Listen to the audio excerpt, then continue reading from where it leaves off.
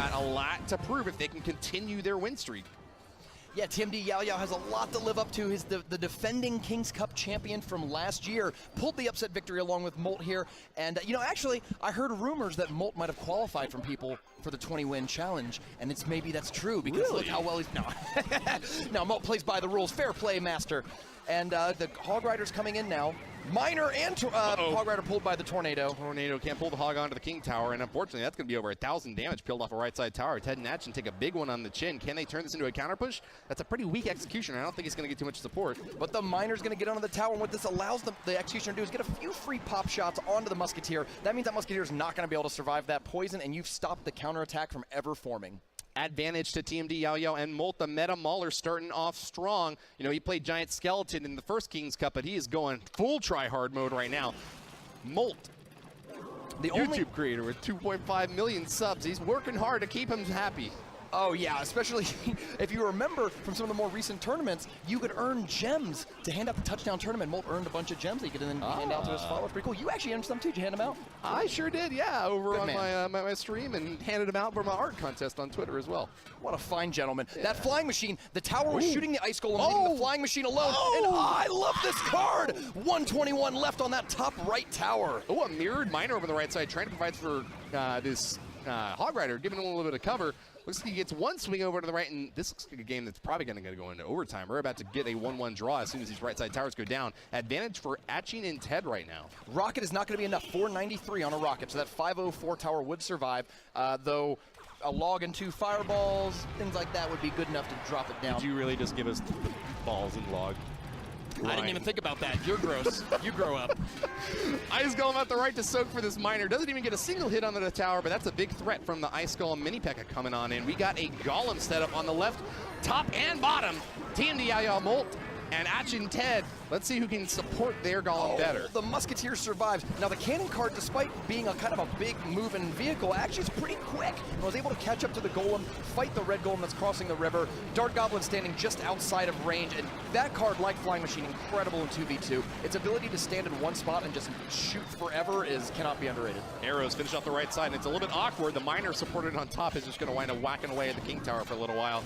Mini P.E.K.K.A to soak in through this Executioner, but a little bit over commitment in my opinion. Ted and Atchiin are going to wind up out of steam, and it looks like the counterattack is going to come in from TMD YaoYao and Molt. What are they going to add on to this Musketeer? Well, I don't think they're going to add much. Oh, there it is, the Golem right I at the bridge. thought they were low on elixir, but what do I know? I was going to say cannon card's definitely coming out for the blue team, and Dark Goblin behind it, staying outside of the range of most spells, trying to just, you know, kind of keep on the other side. Poison does come down and get all of that, though. We'll see if, the cannon card's going to die, and that means it's not going to follow up. It turns into a building and just sits there.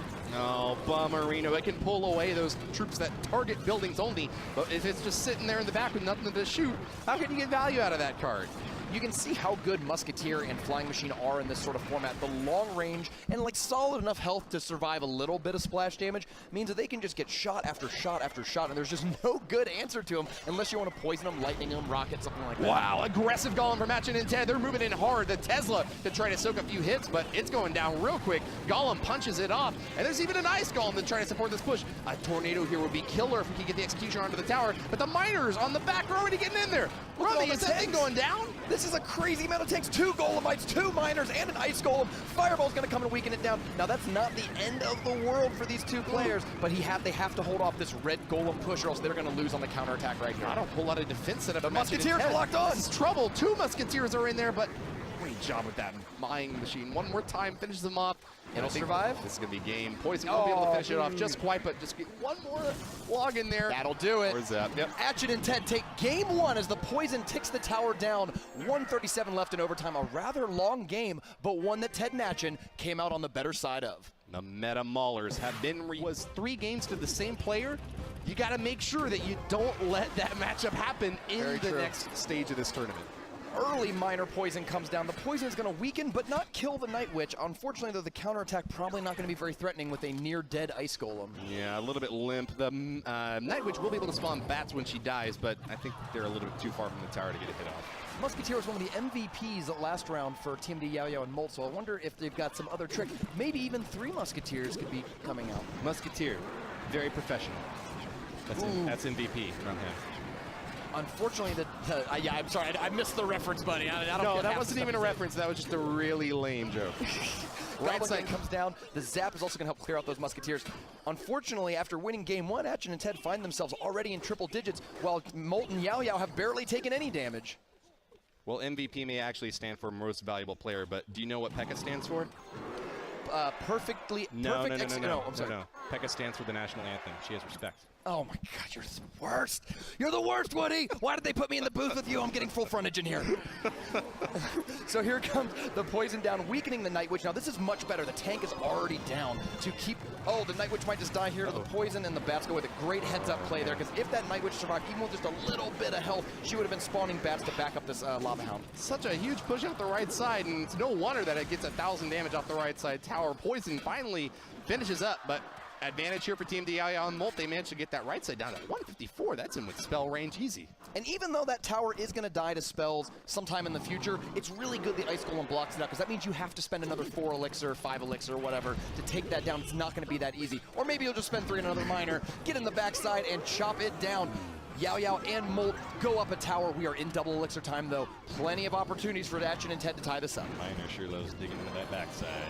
Oh, God. Inferno Dragon burns up this Lava Hound, and it's a fiery fight out the right side, but the Golem is about to set up an avalanche down the left lane. Atchiin and Ted, oh, they got an Inferno of their own to burn him up. And this is the big danger with an unsupported Golem, is that without any troops behind the Golem to fight the Inferno Dragon, it's pretty easy to get a 4 for 12 trade like what we just saw there. Golem, poison, spent for damage, but that Inferno Dragon's living large and flying high. Chipping away at the King Tower. TMD YaoYao and Molt are ready to go late in this game if they have to. Trying to hold on to the defense out the right side, but I don't know if they're going to be able to do it. A lock from that Lava Hound means that there's going to be a lot of damage being dumped in the next 15 seconds. Is that thing going to go down, Rumham?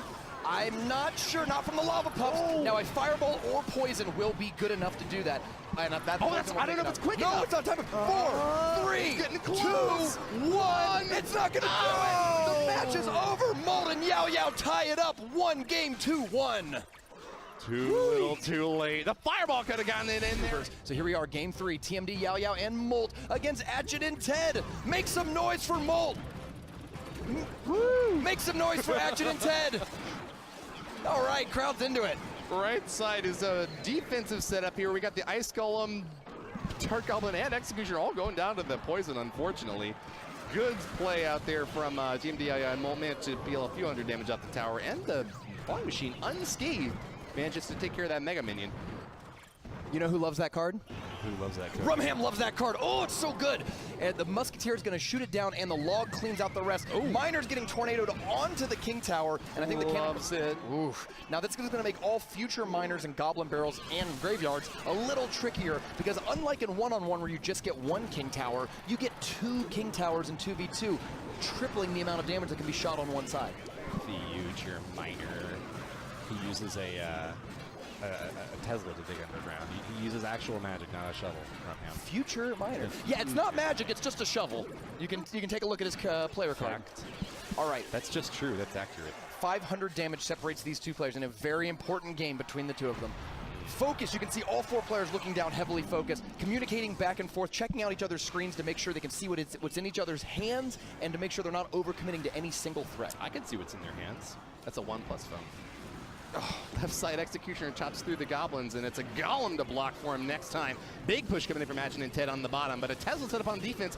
What is the respect that these guys have got for Tesla recently? They really must love this thing. I don't really like that miner that was played on the left side. I think if you either go miner onto the Musketeer and try to fight her, or you have to drop a poison along with it to at least kill the Musketeer along with your miner. Flying Machine gets locked onto the tower. Great Tornado Fireball that cleans out those troops, and it clears the path for the Flying Machine to get a little bit of damage onto that tower, tying it up. Executioner ain't swinging. He got a sweet axe, but I don't think he's going to be able to connect it to the left side. Cannon cart set up. Next, Atchiin and Ted moving on in. Golem from TMD YaoYao and Molt, though, they might be going for the kill shot here if they're going to invest 8 elixir into their next push.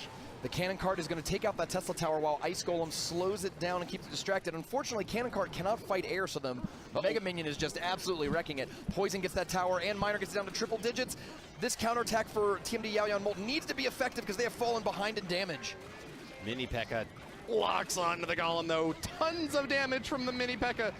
you know, he can do quite a bit of damage, even though he's not as healthy as Big Mama P.E.K.K.A. That armor can still hold up. Do you know what Mini P.E.K.K.A. is short for? What is Mini P.E.K.K.A. short for, Woody? Mini P.E.K.K.A. is short because he's got little legs. How? He's just little legs. How does Enchantin deal with you? The flying machine in the middle taken out by the Tesla Tower. Tesla Tower goes down. Yes, it does indeed. The Golem's not too healthy. The Golemites, rather, I guess I'd say. About 500 hit points from both towers now. Pulling that miner up with a tornado keeps him alive a little bit longer, but another miner locks on. Pushed off by the Ice Golem, just barely able to hold on, but the Poison's going to be able to finish this off. Atchiin and Ted are running out of time, and it looks like a win for TMD, YaoYao, and Molt. The reverse sweep is real. My faith. Can anyone stop gaming with Molt? The man is on fire! TMD YaoYao, defending King's Cup champion, gaming with Molt, the original biggest YouTuber in the game, have dominated their opponents. Well, maybe it's a little generous.